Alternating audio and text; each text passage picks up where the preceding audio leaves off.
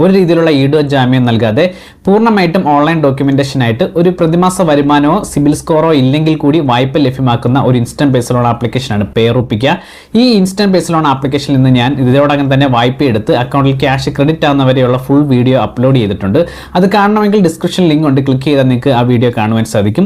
ഇന്ന് ഈ വീഡിയോയിൽ പലരും ചോദിച്ചൊരു സംശയമാണ് പേറുപ്പിക്കുക എന്ന ഇൻസ്റ്റന്റ് പേഴ്സണൽ ലോൺ ആപ്ലിക്കേഷനിൽ നിന്ന് എടുത്ത വായ്പ നമ്മൾ എങ്ങനെ തിരിച്ചടയ്ക്കാമെന്നുള്ളത്. പേറുപ്പിക്കുക എന്ന ഇൻസ്റ്റന്റ് പേഴ്സണൽ ലോൺ ആപ്ലിക്കേഷനിൽ നിന്ന് വായ്പ എടുത്തിട്ട് എങ്ങനെ ശരിയായ രീതിയിൽ കൃത്യമായിട്ട് ഏതെല്ലാം മെത്തേഡ്സ് ഉപയോഗിച്ച് തിരിച്ചടയ്ക്കാമെന്നുള്ള ഒരു ഫുൾ വീഡിയോ ആണ് ഇന്ന് നമ്മൾ കാണാൻ പോകുന്നത്. നിങ്ങൾ ആദ്യമായിട്ടാണ് ഈ ചാനൽ സന്ദർശിക്കുന്നതെങ്കിൽ ഈ യൂട്യൂബ് ചാനൽ ഇതുപോലുള്ള അനേകം വീഡിയോസ് അപ്ലോഡ് ചെയ്യുന്നുണ്ട്. അതെല്ലാം നിങ്ങളിലേക്ക് എത്തണമെങ്കിൽ ചാനൽ സബ്സ്ക്രൈബ് ചെയ്യാനും തൊട്ടടുത്തുള്ള ബെൽ ബട്ടൺ എനാബിൾ ചെയ്യാനും മറക്കല്ലേ. എൻ്റെ പേര് Clins Manivaliyil. Welcome to my channel. പേറുപ്പിക്കുക എന്ന ആപ്ലിക്കേഷൻ നമുക്ക് ഓപ്പൺ ചെയ്യാം. ഓൾറെഡി ഞാൻ വായ്പ എടുത്ത് കാണിച്ചിട്ടുണ്ട്, ഞാൻ പറഞ്ഞിട്ടുണ്ട്, ഡിസ്ക്രിപ്ഷൻ ലിങ്ക് കൊണ്ട് ക്ലിക്ക് ചെയ്യാൻ നിങ്ങൾക്ക് കാണുവാൻ സാധിക്കും. ഓപ്പൺ ചെയ്യുമ്പോൾ തന്നെ ഫ്രണ്ട് പേജിൽ നമ്മൾ എടുത്ത വായ്പയുടെ തിരിച്ചടവാണ് കാണിക്കുന്നത്. ആദ്യത്തെ തിരിച്ചടവ് 26/1/2025 എനിക്ക് റീപേയ്മെന്റ് ചെയ്യേണ്ട സമയമായിട്ടില്ല. രണ്ടാമത്തെ 9/2/2025 ഇങ്ങനെ വളരെ ചെറിയൊരു തിരിച്ചടവ് കാലാവധിയാണ് ലഭ്യമാകുന്നത്. ഓക്കെ, നിങ്ങൾക്ക് താഴെ കാണാം എനാബിൾ ENACH എന്നുള്ളത്, കൺവീനിയൻറ്റ് ഓട്ടോമാറ്റിക് റീപേയ്മെൻറ്റ് സർവീസ്. നിങ്ങൾ അത് എനാബിൾ ചെയ്യരുതെന്നാണ് ഞാൻ പറയുന്നത്. കാരണം അത് എനാബിൾ ചെയ്ത് കഴിഞ്ഞാൽ നമ്മളുടെ IMA ഡേറ്റിൽ നമ്മുടെ അക്കൗണ്ടിൽ നിന്ന് ക്യാഷ് അവർ ഡെബിറ്റ് ആക്കിക്കൊള്ളും ഓട്ടോമാറ്റിക്കലി. നമ്മളൊന്നും അറിയേണ്ട ആവശ്യമില്ല, പേ ചെയ്യേണ്ട ആവശ്യമില്ല. പക്ഷേ നമ്മൾ EMA ഡേറ്റിൻ്റെ തലേദിവസം 12-ാം തീയതി മുതൽ നമ്മൾ അക്കൗണ്ടിൽ ക്യാഷ് മെയിൻറ്റെയിൻ ചെയ്യണം. ഇൻ കേസ് ഏതെങ്കിലും കാരണവശാൽ നിങ്ങൾ മെയിൻറ്റെയിൻ ചെയ്തില്ലെങ്കിൽ നിങ്ങൾക്ക് ബൗൺസിങ് ചാർജ് ഉണ്ടാവും. അതുപോലെ തന്നെ നിങ്ങൾക്ക് മുൻകൂറായിട്ടൊന്നും അടയ്ക്കാൻ പറ്റില്ല. മുൻകൂറായിട്ട് അടച്ചു കഴിഞ്ഞാലും നിങ്ങൾക്ക് ആ EMA ഡേറ്റിൽ പിന്നെയും നിങ്ങളുടെ അക്കൗണ്ടിൽ നിന്ന് ക്യാഷ് അവരെടുക്കാൻ സാധ്യതയുണ്ട്. കാരണം അത് ഓട്ടോമാറ്റിക്കലി അത് കമ്പ്യൂട്ടറൈസ്ഡ് ചെയ്ത് വെച്ചിരിക്കുക, ഓട്ടോമാറ്റിക്കലി നമ്മൾ പെർമിഷൻ കൊടുത്തിരിക്കുകയാണ്. അതുകൊണ്ട് ആ ഡേറ്റിൽ പിന്നെ അത് എടുക്കാൻ സാധ്യതയുണ്ട്.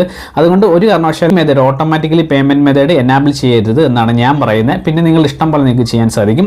ഓക്കെ, അപ്പോൾ ഞാനത് പേയ്മെന്റ് ചെയ്യുകയാണ്. അതിന് തന്നെ നിങ്ങൾക്ക് കാണാം 3146 എൻ്റെ ഫസ്റ്റ് പേയ്മെന്റ്, ഫസ്റ്റ് ഇൻസ്റ്റാൾമെന്റ്. അത് ഞാൻ പേ ചെയ്യാം. അവിടെ റീപേ എന്നുള്ളൊരു ഓപ്ഷൻ ഉണ്ട്, 2 റീപേ എന്നുള്ള ഓപ്ഷൻ ഉണ്ട്. പിന്നെ താഴെ നിൽക്കുകയാണ് റീപേ ഓൾ എന്നുള്ളൊരു ഓപ്ഷൻ. റീപേ ഓൾ ചെയ്ത് കഴിഞ്ഞാൽ നിങ്ങൾക്ക് ഒറ്റയടിക്ക് മുഴുവൻ നിങ്ങൾക്ക് പേയ്മെന്റ് ചെയ്യാൻ സാധിക്കും, മുഴുവൻ EMI നിങ്ങൾക്ക് തീർക്കുവാൻ സാധിക്കും, ലോൺ ക്ലോസ് ചെയ്യാൻ സാധിക്കും. ഓക്കെ, ഞാൻ അതല്ല ചെയ്യുന്നത്. ഓക്കെ, അപ്പോൾ ഈ 3146 ഞാൻ മുൻകൂറായിട്ട് റീപേ ചെയ്യുകയാണ്. ആ EMI ഡേറ്റ് ആയിട്ടില്ലെങ്കിൽ കൂടി ഞാൻ മുൻകൂറായിട്ട് റീപേ ചെയ്യുകയാണ്. റീപേ എന്നുള്ള ബട്ടണിൽ ഞാൻ ക്ലിക്ക് ചെയ്യാം. ക്ലിക്ക് ചെയ്ത് കഴിയുമ്പോൾ 3 മെത്തേഡ്സ് ഉപയോഗിച്ച് നമുക്ക് പേയ്മെന്റ് ചെയ്യാൻ സാധിക്കും. ഒന്ന് ഡെബിറ്റ് കാർഡ് ഉപയോഗിച്ച്, ഒന്ന് UPI ഉപയോഗിച്ച്, നെറ്റ് ബാങ്കിങ്. ഡെബിറ്റ് കാർഡ് ഉപയോഗിച്ചാണ് പേ ചെയ്യുന്നതെങ്കിൽ നിങ്ങളുടെ ATM കാർഡിൻ്റെ ആദ്യത്തെ ഫ്രണ്ടിലത്തെ ആ 18 ഡിജിറ്റ് അക്കം നിങ്ങൾ എൻ്റർ ചെയ്തിട്ട് CVV കൂടെ എൻ്റർ ചെയ്യുക. അപ്പോൾ ഒരു OTP നിങ്ങളുടെ മൊബൈൽ നമ്പറിലേക്ക് വരും. അത് എൻ്റർ ചെയ്യുമ്പോൾ നിങ്ങൾക്ക് പേയ്മെന്റ് കംപ്ലീറ്റ് ആവും. UPI, ഗൂഗിൾ പേ, അതുപോലെ ആമസോൺ പേ തുടങ്ങിയ UPI മെത്തേഡ്സ് ഉപയോഗിച്ച് നിങ്ങൾക്ക് UPI ഉപയോഗിച്ച് പേയ്മെന്റ് ചെയ്യാൻ സാധിക്കും. UPI ഉപയോഗിച്ച് പേയ്മെന്റ് ചെയ്യുമ്പോൾ പേ ബൈ എനി UPI, നമുക്ക് ഏത് ആപ്ലിക്കേഷൻ ഉപയോഗിച്ച് നമ്മൾക്ക് ആദ്യത്തെ ക്ലിക്ക് ചെയ്യാൻ പേയ്മെന്റ് ചെയ്യാൻ സാധിക്കും. പേ വിത്ത് UPI ID എന്ന് പറഞ്ഞത് നമ്മളുടെ UPI ID നമ്മൾ അവിടെ എൻ്റർ ചെയ്യണം. എൻ്റർ ചെയ്തതിന് ശേഷമാണ് പേയ്മെന്റ് നടത്തുന്നത്. UPI ID എൻ്റർ ചെയ്തതിന് ശേഷം നമ്മളുടെ ഏത് ആപ്ലിക്കേഷൻ മുഖേനയാണ് നമ്മൾ ലോൺ പേ ചെയ്യുന്ന ആപ്ലിക്കേഷൻ ഓപ്പൺ ചെയ്തതിന് ശേഷം നമ്മൾ പേ ചെയ്യാൻ സാധിക്കും. അതിൻ്റെ തൊട്ട് താഴെ നിൽക്കുകയാണ് QR കോഡ് സ്കാൻ ചെയ്ത് നമുക്ക് പേയ്മെന്റ് ചെയ്യാൻ സാധിക്കും. ഓക്കെ, അങ്ങനെ 3 മെത്തേഡ്സ് നിങ്ങൾക്ക് ഉപയോഗിച്ച് പേയ്മെന്റ് ചെയ്യാൻ സാധിക്കും UPI മെത്തേഡ്സ് തന്നെ. ഓക്കെ, ഞാനിവിടെ പേ ബൈ എനി UPI ആപ്പ് എന്നുള്ളത് ക്ലിക്ക് ചെയ്യുകയാണ്. അങ്ങനെ ഉപയോഗിച്ച് ചെയ്യുവാണെങ്കിൽ നമുക്ക് ഏതൊരു ആപ്ലിക്കേഷൻ ഉപയോഗിച്ച് പേയ്മെന്റ് കംപ്ലീറ്റ് ചെയ്യാൻ സാധിക്കും. പേ ബൈ എനി UPI ആപ്പ് എന്ന് ക്ലിക്ക് ചെയ്ത് കഴിയുമ്പോൾ ഇതുപോലൊരു പേജ് വരും. ഇവിടെ നമ്മുടെ മൊബൈലിലുള്ള UPI ആപ്ലിക്കേഷനുകളുടെ എല്ലാ ഡീറ്റെയിൽസ് താഴെ കാണാം. അപ്പോൾ ഞാനിവിടെ ഗൂഗിൾ പേ ആണ് ക്ലിക്ക് ചെയ്യുന്നത്. ഗൂഗിൾ പേ ക്ലിക്ക് ചെയ്തതിന് ശേഷം നമ്മുടെ പാസ്വേഡ് എൻ്റർ ചെയ്യുക. നിങ്ങൾക്ക് കാണാൻ സാധിക്കില്ല, കാരണം സെക്യൂരിറ്റി റീസൺസും അല്ല സ്ക്രീൻഷോട്ട് സമ്മതിക്കത്തില്ല, സ്ക്രീൻ റെക്കോർഡിംഗ് സമ്മതിക്കത്തില്ല. ഓക്കെ, ഇപ്പോൾ പേയ്മെന്റ് കംപ്ലീറ്റ് ആയിട്ടുണ്ട്. UPI ഉപയോഗിച്ച് നമ്മൾ പേയ്മെന്റ് കംപ്ലീറ്റ് ആക്കിയിട്ടുണ്ട്. റീപേയ്മെന്റ് സക്സസ് എന്ന് കാണിച്ചിട്ടുണ്ട്, അവർ റീപേയ്മെന്റ് സക്സസ് എന്ന് കാണിച്ചിട്ടുണ്ട്. ബാക്ക് ടു ഹോം പേജ് എന്നുള്ളത് നമുക്ക് ക്ലിക്ക് ചെയ്യാം. ബാക്ക് ടു ഹോം പേജ് ഉള്ളത് ക്ലിക്ക് ചെയ്യുമ്പോൾ നമുക്ക് കാണാം ഇപ്പോൾ എനിക്കൊരു മെസ്സേജ് വന്നിട്ടുണ്ട്, SBIയിൽ നിന്ന് നിങ്ങൾക്ക് ഇത്ര രൂപ ഡെബിറ്റ് ആയിട്ടുണ്ട് അക്കൗണ്ടിൽ നിന്നുള്ളത്. ഓക്കെ, അപ്പം നിങ്ങൾക്ക് അത് നമുക്കൊന്ന് സ്ക്രോൾ ചെയ്ത് മാറ്റാം. ഇപ്പം നിങ്ങൾക്ക് കാണുവാൻ സാധിക്കും നിങ്ങളുടെ ആപ്ലിക്കേഷനിൽ ഇത് റിഫ്ലക്റ്റ് ആയിട്ടുണ്ട്. ഫസ്റ്റ് EMI 0 എന്ന് കാണിച്ചിട്ടുണ്ട്, അതായത് നമ്മൾ പേയ്മെന്റ് കംപ്ലീറ്റഡ് ആണ്.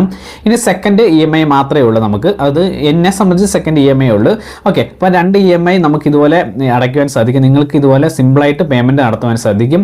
അതുപോലെ നെറ്റ് ബാങ്കിങ് ഉപയോഗിച്ച് നിങ്ങൾക്ക് പേയ്മെന്റ് ചെയ്യാൻ സാധിക്കും. നെറ്റ് ബാങ്കിങ് ഉപയോഗിച്ചാണ് നിങ്ങൾ പേയ്മെന്റ് ചെയ്യുന്നതെങ്കിൽ ഞാൻ പറഞ്ഞു നിങ്ങളുടെ യൂസർ ID പാസ്വേഡ് എൻ്റർ ചെയ്ത് നിങ്ങൾ നിങ്ങളുടെ ഒഫീഷ്യൽ വെബ്സൈറ്റ് SBIയുടെ അല്ലെങ്കിൽ നിങ്ങൾ ഏത് ബാങ്കാണ് അത് ഉപയോഗിക്കുന്നത് അതിൻ്റെ ഒഫീഷ്യൽ വെബ്സൈറ്റിൽ കയറിയതിന് ശേഷം നിങ്ങൾ യൂസർ ID പാസ്വേഡ് നിങ്ങൾ എൻ്റർ ചെയ്യുക. അതിന് ശേഷം ഒരു OTP നിങ്ങളുടെ മൊബൈൽ നമ്പറിലേക്ക് വരും. അത് എൻ്റർ ചെയ്ത് കഴിയുമ്പോൾ നിങ്ങൾക്ക് ഈ പേയ്മെന്റ് കംപ്ലീറ്റ് ചെയ്യാൻ സാധിക്കും. നിങ്ങൾക്കിപ്പോൾ ഈ ആപ്ലിക്കേഷനിൽ നിന്ന് വായ്പ എടുത്തിട്ട് എങ്ങനെ തിരിച്ചടയ്ക്കാമെന്ന് മനസ്സിലായെന്ന് വിചാരിക്കുന്നു. പിന്നെ പലരുടെ സംശയമാണ് ഇത് നമുക്ക് വല്ല ഓഫീസിൽ പോയി അടയ്ക്കാൻ പറ്റുമെന്നില്ല, നമുക്ക് ഓൺലൈൻ മുഖേന മാത്രമേ അടയ്ക്കാൻ പറ്റത്തുള്ളൂ. അവരുടെ ആപ്ലിക്കേഷൻ ഓപ്പൺ ചെയ്ത് ആ കാര്യങ്ങൾ നിങ്ങൾ മനസ്സിലാക്കിയിരിക്കണം. എങ്കിൽ പിന്നെ പുതിയൊരു വീഡിയോയുമായി അടുത്ത എപ്പിസോഡിൽ കാണാം.